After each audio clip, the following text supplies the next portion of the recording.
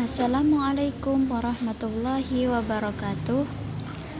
Nama saya Khalifatul Mahirah, NIM 011 dari kelas Psikologi 5A. Di sini saya akan memaparkan materi mengenai penanganan psikologi pada anak ARBK yang mengalami hambatan komunikasi atensi, ADD atau ADHD. Oke, pada slide selanjutnya yaitu mengenai pengertian ADD. ADD atau Attention Deficit Disorder adalah anak yang mempunyai perhatian buruk atau pendek dan memiliki impulsif tidak sesuai dengan usia anak. ADD sendiri ialah suatu istilah yang digunakan untuk anak dengan diagnosis ADHD dan identik dengan perilaku sulit memerhatikan. Attention Deficit Disorder atau biasa sering disebut gangguan pemusatan perhatian adalah gangguan perilaku yang dicirikan oleh kurangnya perhatian terus-menerus, impulsif, dan sering hiperaktif.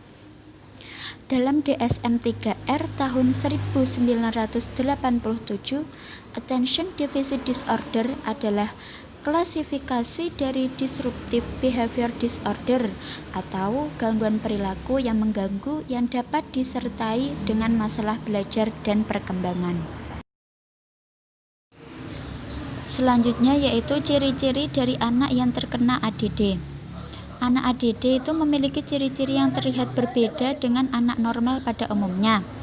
Ciri-cirinya yaitu yang pertama, biasanya pelamun, seringkali pergi bersama para peri dalam kelas sehingga tidak responsif dalam pembelajaran. Jadi biasanya anak ADD itu melamun, tidak memerhatikan. Gurunya menerangkan biasanya itu lebih cenderung memerhatikan luar atau lewat jendela. Yang kedua yaitu sulit untuk dimotivasi oleh orang lain. Yang ketiga, lebih sering terjadi pada anak perempuan daripada anak laki-laki. Yang keempat, belum pernah hiperaktif di masa lalu. Yang kelima, biasanya tidak disruptif. Yang keenam, tidak mudah teralihkan perhatian. Yang ketujuh, mungkin masih berprestasi di kelas tetapi relatif berprestasi lebih rendah dibandingkan dengan kemampuannya. Yang kedelapan, mungkin mengalami kesulitan belajar lainnya dengan suasana hati yang naik turun, kecemasan atau depresi.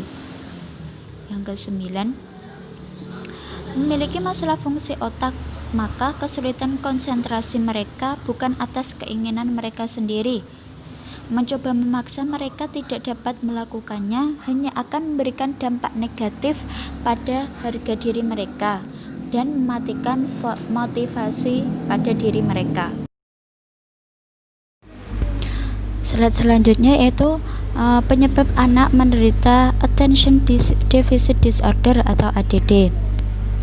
Anak yang mengalami cedera otak akut ialah sebagian anak yang mengalami cedera otak akibat dari penyebab yang memerlukan perawatan medis atau pembedahan langsung atau darurat. Cedera itu dapat disebabkan oleh suatu infeksi, pendarahan, tumor, trauma, hidrosefalus yang berkembang atau salah satu dari jumlah kondisi yang perlu ditangani guna memastikan agar anak tetap hidup dan membatasi kerusakan yang terjadi pada otak. Anak cedera otak yang mengalami ketidaksempurnaan mental adalah anak yang mengalami malinformasi atau abnormalitas otak. Hal itu dapat disebabkan oleh suatu gangguan genetik seperti Down syndrome atau sejumlah masalah yang dapat mempengaruhi perkembangan otak anak sebelum kelahiran. Anak dengan cedera otak disertai gangguan neurodegeneratif adalah anak-anak yang mungkin memiliki penyakit atau kondisi sistem sarafnya. Cedera otak dapat memunculkan gangguan pemusatan perhatian atau Attention Deficit Disorder. Yang selanjutnya yaitu Attention Deficit Disorder ini masuk dalam kategori kesulitan belajar. Nah, penyebab kesulitan belajar itu dapat disebabkan oleh beberapa faktor, yaitu yang pertama, intelijensi. Perbedaan belajar terjadi dalam semua segmen penduduk, dari yang berbakat sampai yang terbelakang. Tapi para profesional cenderung membicarakan lemah belajar hanya untuk anak dengan kemampuan rata-rata atau di atas rata-rata. Yang kedua, kelemahan saraf sensor.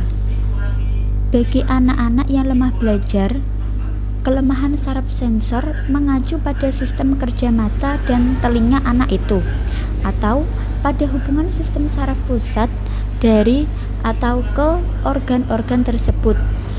Orang harus punya mata dan telinga yang sehat untuk bisa mendengarkan musik atau menyaksikan mentari terbit yang indah. Tetapi ada orang yang penglihatannya 20/20 dan pendengarannya sempurna. Mungkin salah menginterpretasikan kesan-kesan syaraf sensor karena sistem syaraf pusat kurang berfungsi. Yang ketiga yaitu tingkat aktivitas dan jangka perhatian. Kemampuan untuk memusatkan perhatian dan berkonsentrasi pada satu tugas, jika perlu, termasuk duduk manis, merupakan satu persyaratan penting untuk belajar. Nah, seorang anak harus memperhatikan pelajaran agar bisa mempelajari materi pelajaran itu. Sedangkan anak ADD sendiri ini biasanya itu kurang memperhatikan apa yang diterangkan guru, lebih cenderung melihat keadaan luar. Yang keempat, ada faktor genetik. Faktor genetik ini merupakan salah satu faktor yang menyebabkan ADD, yaitu kesulitan belajar. Jadi, sejarah keluarga penyandang lemah belajar dan atau ADHD termasuk problem kakek nenek, bibi, paman, dan sepupu. Kadang-kadang menjadi petunjuk untuk problem seorang anak kecil di sekolah. Yang terakhir, yang nomor 5, yaitu trauma prenatal, melahirkan dan pasca natal. Kelahiran prematur, berat badan turun pada masa kehamilan, anoksia, atau kekurangan cadangan oksigen ke otak selama kehamilan atau setelah kelahiran, atau luka fisik serius, bisa mata mempengaruhi kemampuan belajar seorang anak.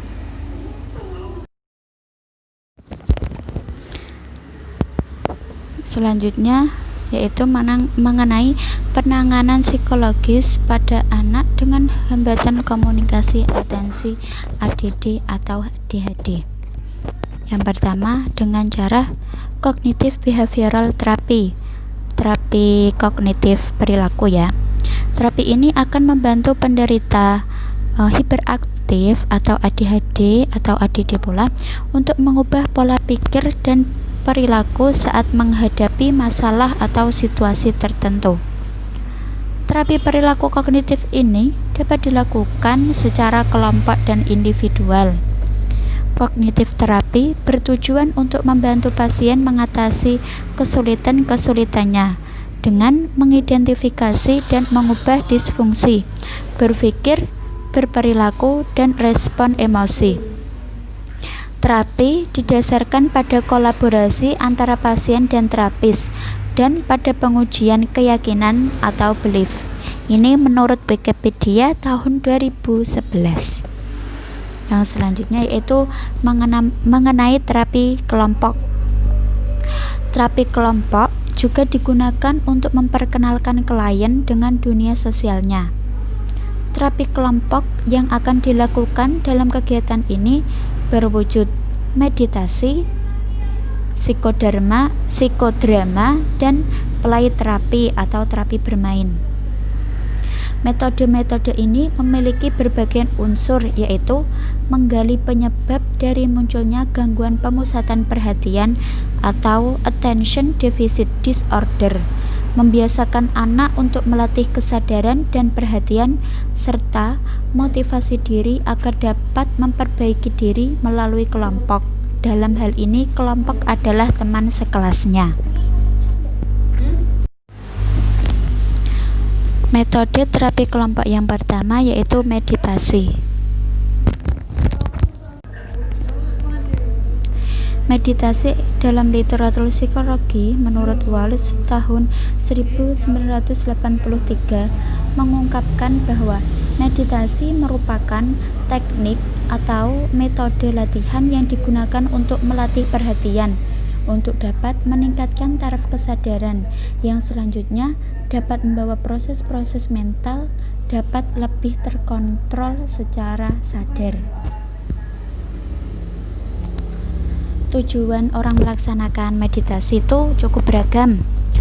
Dalam tradisi keagamaan tertentu, meditasi dilaksanakan sebagai upaya untuk meningkatkan kehidupan rohani, mendekatkan diri kepada Tuhan, atau mencapai kesadaran mistik transendental dengan Tuhan. Tetapi secara psikologis, menurut Walsh tahun 1983, ada tujuan akhir dari praktek meditasi, yaitu pertama, agar seseorang dapat memiliki perkembangan insight yang paling dalam tentang proses mental di dalam dirinya, insight kesadaran, identitas, dan realitas. Kedua, agar seseorang memperoleh perkembangan kesejahteraan psikologis dan kesadaran yang optimal. Di dalam meditasi sendiri terdapat unsur ketenangan. Ketenangan selama berlatih meditasi diperoleh melalui proses penarikan indera yang sangat penting dalam ilmu meditasi. Duduk diam, tak bergerak, dengan tangan dilipat di pangkuan atau diletakkan di atas paha. Kemudian kaki terlipat, mata tertutup dengan membayangkan berada di suatu lingkungan yang damai dan tenang. Penarikan indera dilakukan dengan menggunakan sugesti bahwa Anda tidak melihat, tidak merasa, tidak meraba, tidak mencium, atau memberikan respon terhadap sesuatu yang berasal dari luar. Maka semua indera dan kegiatan tubuh dimatikan dan pikiran ditarik dari luar. Kemudian untuk menenangkan pikiran yang berkeliaran dan memasuki keadaan mental yang tenang, bernafaslah diafragmatis secara dalam dan halus perlahan, dan berkonsentrasilah pada kedamaian di dalam batin Anda. Pernafasan yang dilakukan secara dalam akan menghasilkan ketenangan pikiran dan memberikan energi vital yang sangat besar terhadap tubuh, sehingga Anda dapat memasuki tingkat kesadaran yang lebih. Terapi kelompok yang selanjutnya yaitu psikodrama. Psikodrama merupakan permainan peran yang dimaksudkan agar individu yang bersangkutan dapat memperoleh pengertian yang lebih baik tentang dirinya, dapat menemukan konsep dirinya, menyatakan kebutuhannya, dan menyatakan reaksi terhadap tekanan terhadap dirinya. Ini menurut Corey pada tahun 1985. Psikodrama sendiri menggunakan konsep dasar analisis transaksional. Teori analisis transaksional menyatakan bahwa banyak tingkah laku manusia yang bisa dipahami dalam hubungannya dengan cara seseorang menyusun waktunya.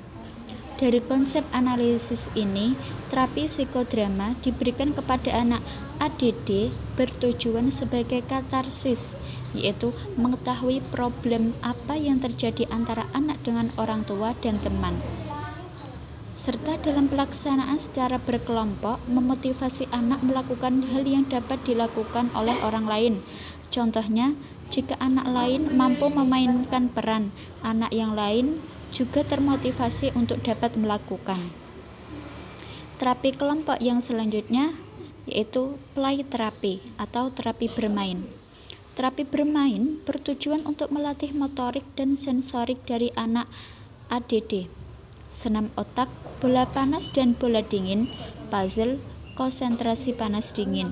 Proses terapeutik dalam bermain menurut Viola Brody tahun 1963 dalam John Berg tahun 1979 halaman 2 menyatakan bahwa saat permainan terapeutik diterapkan sebagai kegiatan terapi penyembuhan terhadap perilaku menyimpang. Oleh karena itu, Terjadi bentuk-bentuk kegiatan yang melibatkan kontak fisik secara aktif, kontrol fisik, dan nyanyian. Bermain ini melibatkan keseluruhan fisik dan mental. Cukup sekian pemaparan materi dari saya, kurang lebihnya mohon maaf. Wassalamualaikum warahmatullahi wabarakatuh.